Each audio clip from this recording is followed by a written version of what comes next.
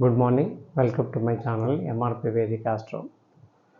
ఈరోజు topic Elon Reeve mask is a business man in America. So ఈయన రీసెంట్గా actually is basically business man known for his leadership for Tesla, SpaceX, and he has been the Department of Government Efficiency కూడా హెడ్గా ఉండే అన్నట్టు. So he is considered as the wealthiest person in the world, and he has supported Trump, American president, during his election. And recently ఆయన ఏంటంటే ఆయనతో విభేదాలు వచ్చి విడిపోయి కొత్త పార్టీ ఒకటి పెట్టాడు, అమెరికా పార్టీ అని అమెరికాలో. సో ఈయన జాతకం ఒకసారి మనం అనలిసిస్ చేద్దాం, ఎలా ఉంటుంది, ఏమి ఉండొచ్చు అంటే ఫ్యూచర్ ఎలా ఉండొచ్చు అనేది తెలుసుకోవడానికి ట్రై చేద్దాం. ఓకే,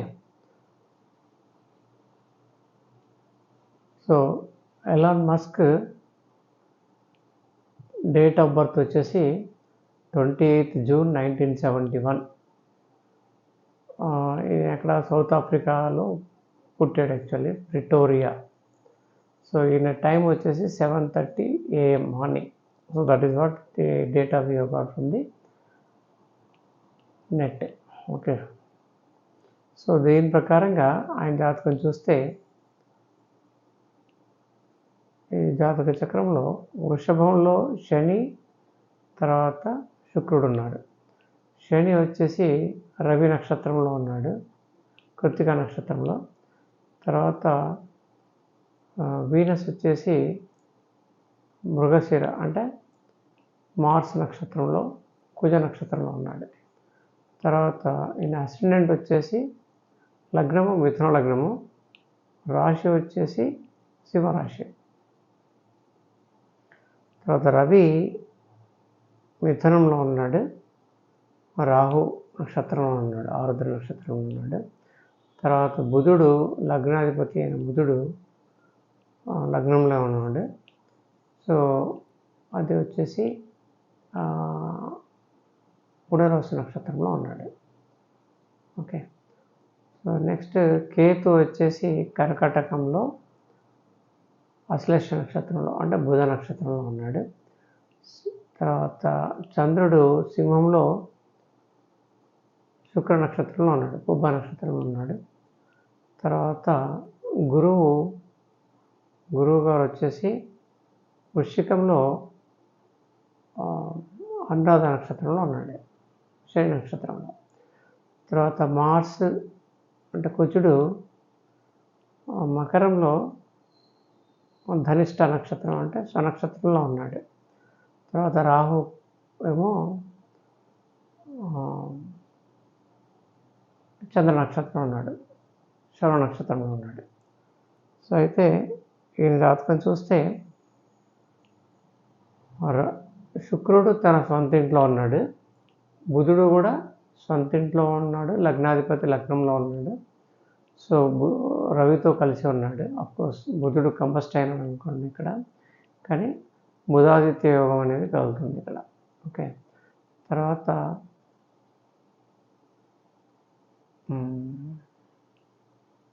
గురువు గారు యాక్చువల్లీ ఈ లగ్నానికి పాపి వక్రించి ఉన్నాడు.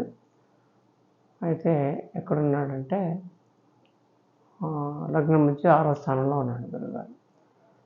తర్వాత ఇక్కడ కుజుడు ఉచ్చస్థితిలో ఉన్నాడు, రాహుతో కలిసి ఉన్నాడు. అయితే ఈ లగ్నానికి మిథున లగ్నానికి గురువు, తర్వాత రవి, కుజుడు, చంద్రుడు వీళ్ళంతా కూడా యాక్చువల్లీ శుభులు కారు. 1 పైన లార్డ్స్ అంటే 1 పైన ఫస్ట్ లార్డ్ వచ్చేసి బుధుడు, 5th లార్డ్ వచ్చేసి వీనస్ 12వ స్థానంలో ఉన్నాడు. తర్వాత భాగ్యాధిపతి అయిన శని కూడా 12వ స్థానంలో ఉన్నాడు. సో ఆ విధంగా చూస్తే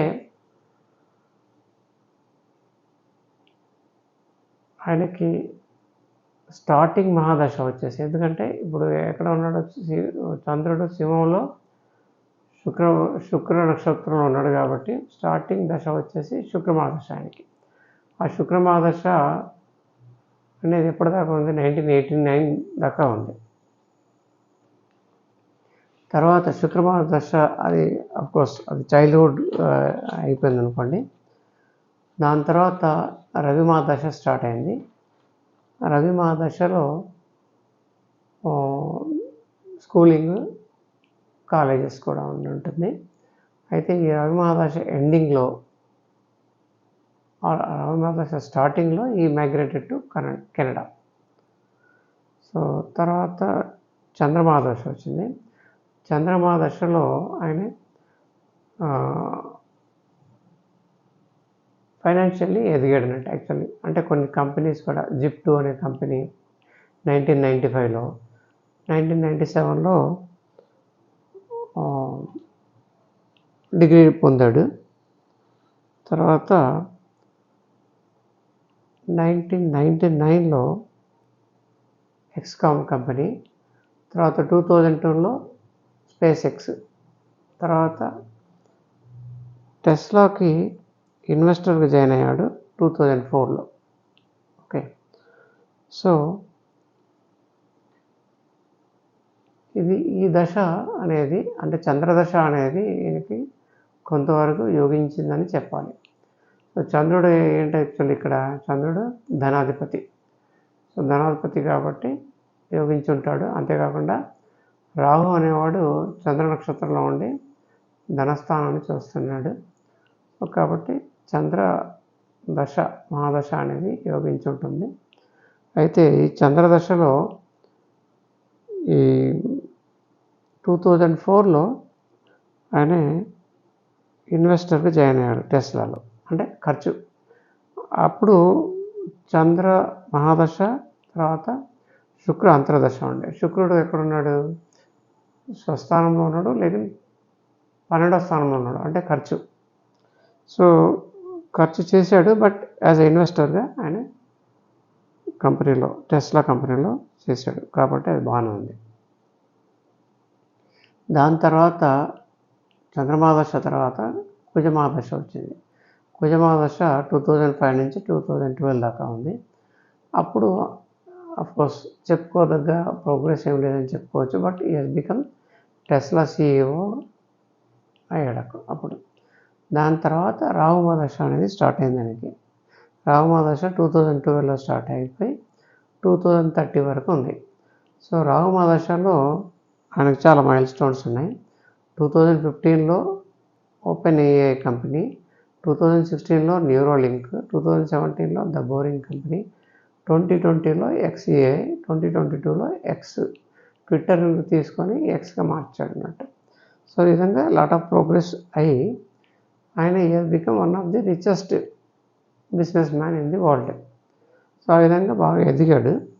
అయితే 2024లో ఈ elections, president elections in America అన్నమాట. అక్కడ డొనాల్డ్ ట్రంప్కి ఆయన బాగా సపోర్ట్ ఇచ్చి is the largest donor for his election అన్నట్టు. సో అంటే అప్పుడు 2024లో చూస్తే రాహు వీనస్ నడుస్తుంది, అంటే రాహు మహాదశ, వీనస్ అంతర్దశ అనేది నడుస్తుంది అన్నట్టు. సో వీనస్ 12లో ఉన్నాడు కాబట్టి ఖర్చు కూడా బాగా పెట్టాడు అన్నట్టు దానికి. ఓకే, తర్వాత ఇప్పుడు జూలై 2025లో ఈ లెఫ్ట్ ట్రంప్, ఆయన ఫామ్డ్ అమెరికా పార్టీ. అప్పుడు చూస్తే రాహు మహాదశ, వీనస్ అంతర్దశ, జూపిటర్ ప్రత్యంతర్దశ ఉందన్నట్టు. జూపిటర్ అనేవాడు దశమాధిపతి యాక్చువల్లీ ఈ లగ్నానికి, సప్తమ దశమాధిపతి. కాకపోతే ఆయన 6లో ఉండి వక్రించి ఉన్నాడు. తర్వాత ఈ లగ్నానికి గురువు గారు మారకు స్థానాధిపతి, తర్వాత బాధకుడు కూడా, కాబట్టి దానివల్లే ఆయన బయటకు వచ్చి ఉంటాడు, కొంత బాధ కలిగి ఉంటుంది. సో అయితే ఇప్పుడు రాహు మహాదశ 2030 వరకు ఉంది. సో ఈ 2030 వరకు ఆయనకి అంటే ఎగుడు దిగుడు ఉండొచ్చు. లైక్ రాహు వీనస్ తర్వాత రాహు సన్ వస్తుంది, రాహు రవి మహాదశ వస్తుంది. సో రవి అనేవాడు మళ్ళీ సప్తమాన్ని చూస్తున్నాడు, బాధక స్థానం అది, మారక స్థానం కూడా. కాబట్టి రవి ఈ లగ్నానికి పాపి. సో అంతగా ఆయన ఉపయోగపడకపోవచ్చు.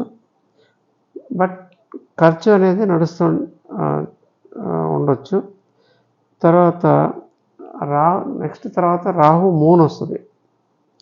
రాహు మూన్ వచ్చినప్పుడు హీ విల్ అగైన్ కొంత ఇంప్రూవ్మెంట్ ఉండొచ్చు. ఆయన అంటే లైక్ పార్టీ కొరకు ఖర్చు పెట్టడము, పార్టీలో కొంత ఎదుగుదల అవన్నీ కూడా ఉండొచ్చు. కానీ దాని తర్వాత లాస్ట్కి రాహు మా దశ తర్వాత కుజ అంతర్దశ వస్తుంది. కుజుడు ఈ లగ్నానికి అంత శుభుడు కాదు, అష్టమంలో ఉన్నాడు, రాహుతో కలిసి ఉన్నాడు. సో కాబట్టి అప్పుడు ఈ రాహు దశ క్లోజింగ్ అంటే రాహు మహాదశ కుజ అంతర్దశలో కొన్ని ఇబ్బందులు కలగవచ్చు ఆయనకి. ఆ పార్టీ అనేది ముందుకు పోతుంది అనేది, బాగా ఎదుగుతుంది అనేది, ఆర్ ఆయనే రాజకీయంగా బాగా ఎదుగుతాడు అనే నమ్మకం అయితే లేదు. దాని తర్వాత ఈ రాహు మహాదశ తర్వాత గురు మహాదశ వస్తుంది. గురు మహాదశలో కూడా ఆయన అంతగా రాణించకపోవచ్చేమో అనిపిస్తుంది. ఎందుకంటే గురువు 6th హౌస్లో ఉన్నాడు అండ్ వక్రించి ఉన్నాడు, బాధకుడు. కాబట్టి అంతగా ప్రోగ్రెస్ ఉండకపోవచ్చేమో అని అనిపిస్తుంది. Okay, thank you and thank you for watching the video.